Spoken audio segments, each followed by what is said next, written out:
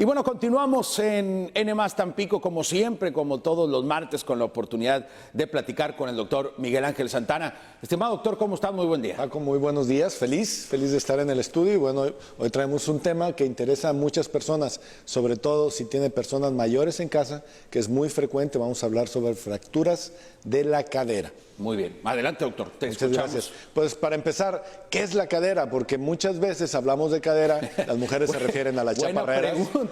Sobre todo en materia estética, ¿no, doctor? Claro, Ahora está la pero cadera. también dicen que la cadera es esta zona, que es la zona lumbar. Hay quien le dice rabadilla, le dicen de muchas maneras, pero en realidad la cadera es la articulación entre el fémur, que es el hueso del muslo, de la pierna, ¿sí? Y la pelvis. La pelvis. Entonces, la unión... La cadera es la articulación. La cadera es la articulación del muslo con la pelvis. Esta articulación, si la queremos situar, está alrededor de la región inguinal. Si tenemos molestia o dolor en esta zona, o si tienen limitación para mover la pierna, sobre todo en rotación externa, podrían tener una artrosis de la cadera, que es uno de los signos. Pero específicamente cuando tenemos fracturas, las fracturas de la cadera hay de diferentes tipos y para eso tenemos un material preparado. Las fracturas de la cadera se refieren al área completa de la articulación, desde la cabeza del fémur, que es esta que entra en el acetábulo en la pelvis, el cuello o incluso en la región trochanteria. ¿Qué es esto? Estos huesitos o estas prominencias del hueso fémur se llaman trocánteres, menor y mayor. Entonces, si la fractura se localiza en la cabeza, le vamos a hablar de fracturas capitales.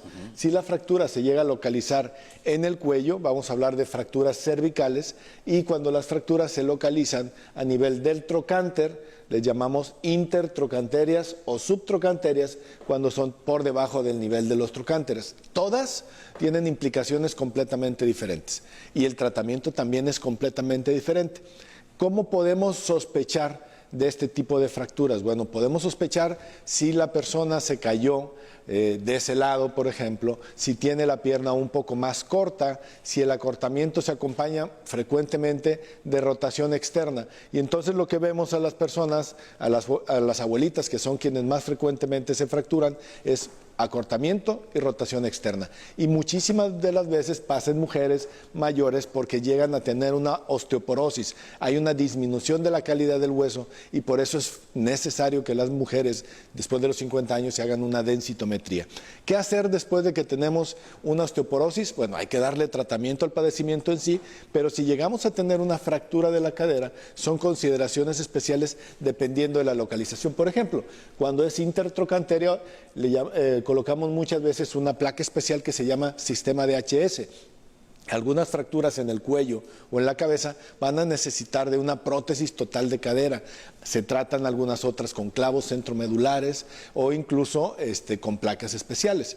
Sin embargo, lo más importante de la charla es poder identificar, primero, en dónde está la cadera. Si su familiar o la persona que se cayó sobre ese lado, tiene acortamiento, tiene rotación externa, lo primero que hay que pensar es que es una fractura de la cadera y hay que ir a un hospital. Ya en un hospital se pide la atención del ortopedista, porque somos los especialistas en el tratamiento, pero también en el diagnóstico. Con frecuencia, las fracturas pequeñas que están en zonas difíciles de ver podrían pasar desapercibidas. Y entonces nos llegan pacientes que ya tienen 1, 2 o más semanas.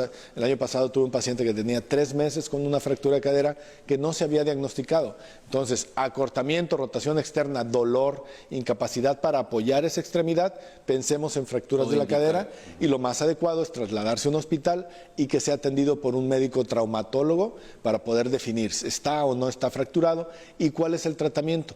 No todas son quirúrgicas, sin embargo, la gran mayoría sí lo son y este tipo de fracturas, si no se tratan en su momento, pueden tener muy graves consecuencias. Lo recalco, muy graves consecuencias, porque antes, cuando no se operaban estos pacientes, las personas mayores que tenían una fractura de cadera, el 50% fallecía antes de los 6 meses. Entonces, hoy ya es completamente diferente. Hoy con el tratamiento quirúrgico, las personas de un día a otro están intervenidas, está fija su cadera, ya se pueden manipular, se pueden movilizar. No todas pueden apoyar al día siguiente, algunas sí, pero las personas van a estar de entrada con menos dolor. pueden manipularse, pueden ir al baño, pueden bañarse y eso mejora su calidad de vida. Y en cuanto las condiciones de la cadera lo permiten, pueden apoyar rápidamente y recuperarse también con mayor rapidez. Hay que levantarlos, hay que pararlos de la cama, obviamente, ya que esté fija esa cadera, para que no haya las consecuencias de las que estamos hablando. Si dejamos un paciente con una fractura de cadera, es muy probable que pierda la vida en los siguientes meses, por eso se tienen que tratar. ¿De ese tamaño es la gravedad? De ese tamaño es la gravedad. Obviamente, son personas mayores, son personas de 70, 80, me tocó operar en alguna ocasión a una persona de 106 años, pero los operas porque es peor que tengan el dolor, que no puedan ni siquiera manipularlos para bañarlos, para limpiarlos después de hacer del baño. Claro. Pero es peor, es mucho más el dolor y las consecuencias, como te digo, incluso pueden tener una trombosis venosa profunda, pueden tener una trombosis grasa y por eso se tienen que tratar rápidamente y adecuadamente. Doctor, en el caso, por ejemplo, de las personas de la tercera edad, tendría cierta lógica que se den de manera frecuente las fracturas de cadera. Pero un joven, un adulto joven, ¿también puede fracturarse por una caída, por ejemplo? Claro que sí, pero normalmente las personas adultas jóvenes se fracturan en accidentes de alta energía. Entonces ya son diferentes, ¿no? La señora mayor que se paró al baño y se cayó en el baño, en la regadera, pues es muy frecuente que sea una fractura por osteoporosis. En adultos jóvenes, accidentes automovilísticos, caídas de altura, caídas de bicicleta, motocicleta, todo este tipo, es más frecuente. Acabo de tener un par de casos de 2 chicos que atropellaron, iban en una motocicleta y los 2 con fractura de pelvis. Entonces son lesiones de origen diferente, pero que se tienen que analizar por un especialista y tratar definitivamente. Doctor, como siempre, como todos los martes, muchísimas gracias por habernos acompañado. Nos vemos la próxima semana. Aquí estaremos la próxima semana con un tema relacionado a esto y seguiremos primero buscando prevenir, buscando dar información y bueno, espero que a la gente le agrade este tipo de información. Por supuesto. Y esto fue para usted, como siempre, la entrevista con el doctor Miguel Ángel Santana.